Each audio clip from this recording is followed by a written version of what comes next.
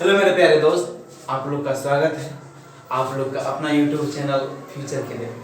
जैसा कि मैं सुजीत कुमार आप लोगों को फ्यूचर करियर पे सोशल साइंस में देखिए, सोशल साइंस में अभी हम लोग पढ़ रहे हैं ज्योग्राफी का दूसरा चैप्टर चल रहा है जल संसाधन। देखिए, मैंने इससे पहले चैप्टर पढ़ाए थे संसाधन क्या, इसमें डिफिनेशन क्या था, परिभाषा क्या था संसाधन का, मानवीय आवश्यकताओं को पूर्ति करने वाले क्या जीवन तो आवश्यकता को पूर्ति करने वाले। देखिए, आवश्यकता को जल तीन ऐसे थिंग्स हैं जिसके बिना व्यक्ति नहीं रह सकता। देखिए, पहला तो हवा के बिना कोई नहीं रह सकता। सांस के रूप में तो हम लोग क्या लेते हैं, ऑक्सीजन लेते हैं, और ये क्या है, एक गैस है। आज हम लोग जो पढ़ने वाले हैं जल संसाधन के बारे में। हवा और जल और भोजन, इस तीनों के बिना व्यक्ति नहीं है। इस चैप्टर के माध्यम से हम लोग सीखेंगे जल का उपयोग, जल का संरक्षण, जल का प्रबंधन और इसके कुछ नीति। सरकार ने जल संसाधन की नीति के लिए क्या उपाय अपनाया, कौन सी नीति अपनाया है, ये और कौन सा बांध किस परियोजना के तहत बनाया गया और किस राज्य में स्थित है, ये चीज पढ़ेंगे इस जल संसाधन चैप्टर के माध्यम से। चलिए हम बिना देरी किए चैप्टर को स्टार्ट करते। पहले कुछ व्यू ऑफ पॉइंट पढ़ लेते। इसमें कुछ आपका ऑब्जेक्टिव क्वेश्चन दिया गया है, इससे निकल जाए, इसलिए आप लोग बस ध्यान सुनिए। ये आपको पीडीएफ के रूप में मिल जाएगा। यदि आप लोग न्यू हैं इस चैनल पे तो सब्सक्राइब करके ही जाएं, क्योंकि आप लोगों को फ्यूचर करियर टीम बहुत कुछ देने वाली है। बस आप लोग सब्सक्राइब करके जाएं। चलिए बिना देरी किए हम लोग स्टार्ट करते हैं जल संसाधन के चैप्टर। देखिए, इसमें कुछ पॉइंट लिखे हैं। क्या है, भारत में लगभग विश्व के लगभग 16% आबादी निवास करती है। कहाँ, भारत में। अपना जो भारत देश है, यहाँ का विश्व में जितना आबादी है उसका 16% आबादी कहाँ निवास करते हैं, भारत देश में। भारत देश में देखिए, और इस आबादी के लिए विश्व का लगभग 4% स्वच्छ जल उपलब्ध है। कितना परसेंटेज जल, 4% जल क्या है, स्वच्छ मतलब पेयजल है, पीने के लिए। देखिए आगे, और देखिए भारत के कुल भूपृष्ठीय जल लगभग 2/3 है, मतलब 2/3, मतलब भूपृष्ठ मतलब भूमि के अंदर का भूमि, मतलब 2/3 भाग देश का 3 बड़ी नदियों, जैसे देखिए 3 तो कौन सा, सिंधु, गंगा और ब्रह्मपुत्र में प्रभावित है। पहले आप लोग क्या जाने कि विश्व का कितने परसेंट आबादी भारत में निवास करते हैं, 16%, और इसके लिए स्वच्छ जल जो पीने के लायक है वो कितना परसेंट है, 4%। आप लोग ये भी जानेंगे कि मौखिक तौर से कि 3 भागों में पानी है, एक ही भूभाग पे भूमि स्थल है जिसपे मानव जीव। ठीक है, चलिए पढ़ते हैं। भारत के कुल ये पढ़े हम लोग। भारत में प्रति वर्ष 4000 घन किलोमीटर जल वर्षा से होता है। किससे, वर्षा। अब आप लोग को बेसिक में 8-9 में पढ़े भी होंगे वर्षा कैसे होता है, इसका कुल जल चक्रण के कारण। जल चक्र कैसे, जैसे देखिए ये समुद्र सब है, यहाँ से क्या होता है, पानी वाष्प के रूप में ऊपर जाता है, जिसके कारण वो क्या बनता है, बादल। फिर यदि गर्म होता है तो क्या बनते हैं, वही बादल यदि गर्म होता है तो वही क्या होता है, पानी के रूप में टपकने लगता है। जैसे आप लोग इसका प्रयोग इस प्रकार भी कर सकते हैं कि यदि आप लोग चावल बनाते, अभी तो देखिए मैक्सिमम पर्सन चावल कुकर में बना लेते हैं, डायरेक्ट उसमें इजी होता है। पहले क्या होता था कि पहले पानी को गर्म किया जाता था, पानी को गर्म किया जाता था, उसके बाद जब आधे से ज्यादा पानी गर्म हो जाता था तो उसके बाद पानी का जो छनछनाहट की आवाज, तो वो आवाज निकलने के बाद ही चावल को धोकर पानी में डाल, और चावल की अपेक्षा 2 गुना 3 गुना पानी रहते थे, 3 गुना 4 गुना भी कर सकते हैं, ठीक है।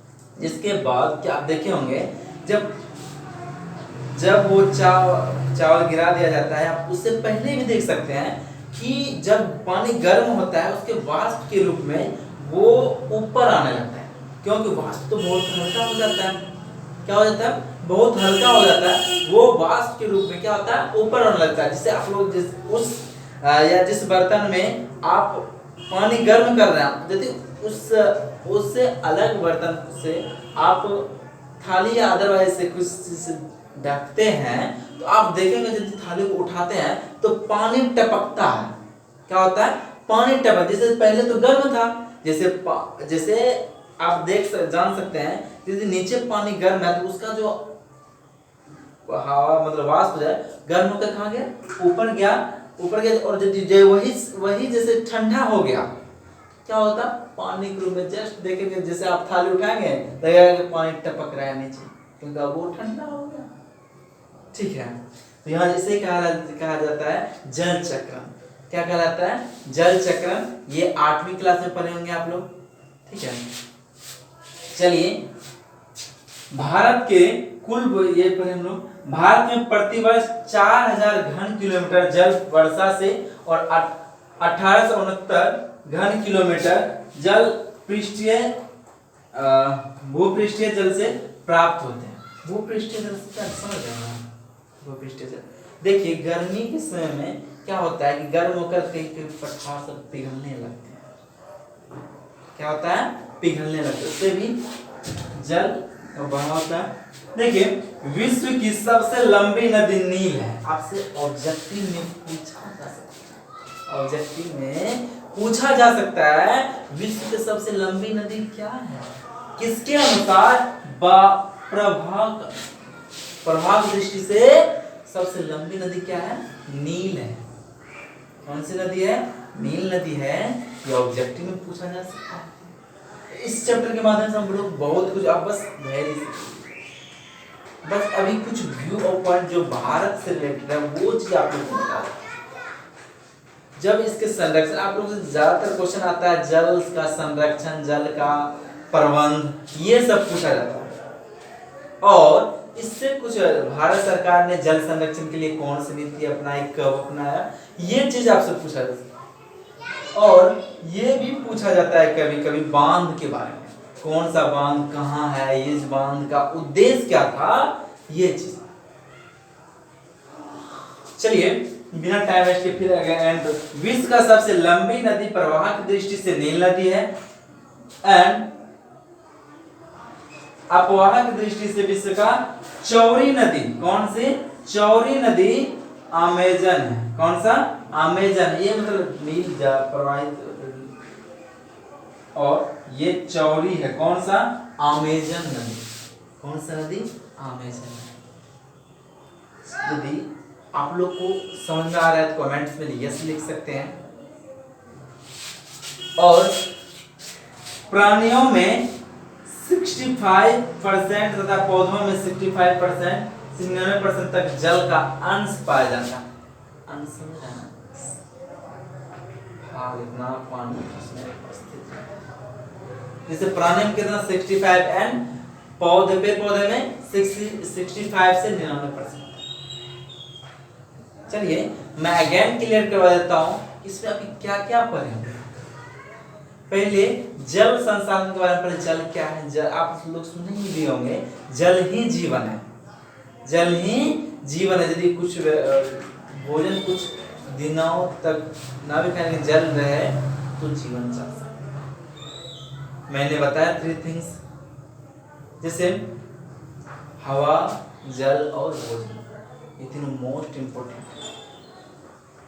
ये तीनों यदि ना रहे तो आदमी कुछ ही दिन तक, कुछ दिन क्या हवा ना रहते तो कुछ घंटे कुछ पल हो सकता है, आप कैपेबिलिटी कुछ पल आप सांस रोक सकते हैं, कैपेबिलिटी हो, बट हवा के बिना तो आप जी नहीं सकते हैं।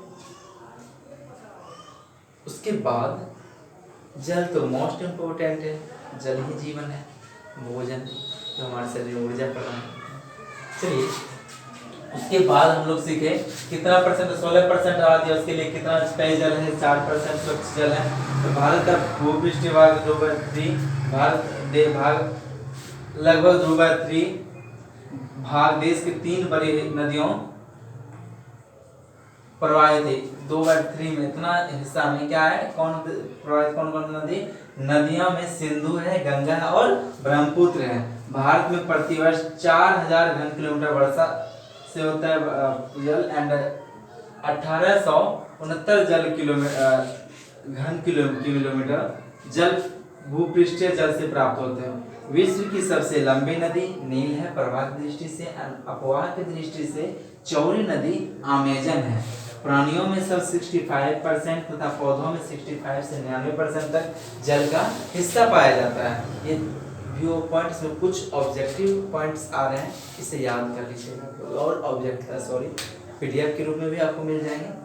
और इससे अब अगला पॉइंट पढ़ते हैं हम लोग कि जल नीति, कुछ पॉइंट सरकार द्वारा, चलिए हम लोग पढ़ते हैं राष्ट्रीय जल नीति। सरकार के द्वारा जल संसाधन की दुर्लभता या संकट निवारण हेतु सरकार ने क्या किया, सितंबर 1987 ईस्वी में, अब ये ऑब्जेक्टिव पॉइंट जहां भी बने उसे नोट्स कीजिए, क्योंकि ऑब्जेक्टिव्स में मुझे क्लियर पॉइंट्स मिलता है। क्लियर पॉइंट मतलब 1 नंबर पक्का ही आएगा, यदि गलत हुआ तो पक्का चला जाएगा, इसलिए हम लोग तो जाने नहीं देंगे। जहां मिले ऑब्जेक्टिव हमारी टिक फटाक से याद कर लीजिए। देखिए सितंबर 1987 में राष्ट्रीय जल नीति स्वीकृत की, किसके लिए, निवारण हेतु, क्या दुर्लभता, देखिए पानी का लेयर धीरे धीरे घटता जा रहा है, हम लोग क्या कर रहे हैं कि जितनी पानी की जरूरत होता है उससे ज्यादा खपत करते हैं। जैसे हम लोग ब्रश करने जाते हैं तो वहां क्या करते हैं, जहां मुझे 1 गिलास में काम होने का हो वहां से 2 गुना खर्च करते हैं, जिससे तो पानी का तो खपत ज्यादा हो रहा है। यदि हम लोग आज बचाएंगे कल के भविष्य में काम आएगा। ठीक, ऐसे ही तो कहा जाता है, यदि आज पढ़ लो कल मौज करो। इसी ऐसे ही अभी पानी जल, यदि आज हम लोग बचाएं तो भविष्य के लिए काम आएगा, क्योंकि धीरे धीरे पानी का लेयर बहुत ही नीचे जाता है। चलिए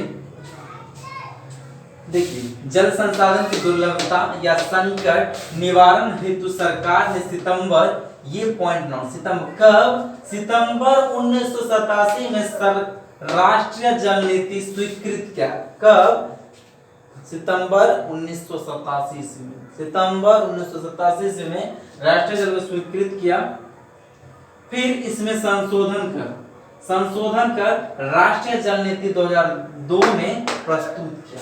कब प्रस्तुत किया, 2002 में। कोई भी नीति जो अपनाया जाता है, क्यों, उसका उद्देश्य होता है कुछ, इसमें क्या क्या उद्देश्य है, देखिए इसमें था जल का मांग का उपयोग, निवारण था जल का, प्रबंध था, एंड कैसे संरक्षण किया जाए जल का, इसके लिए नीति कब 2002 में प्रस्तुत किया गया।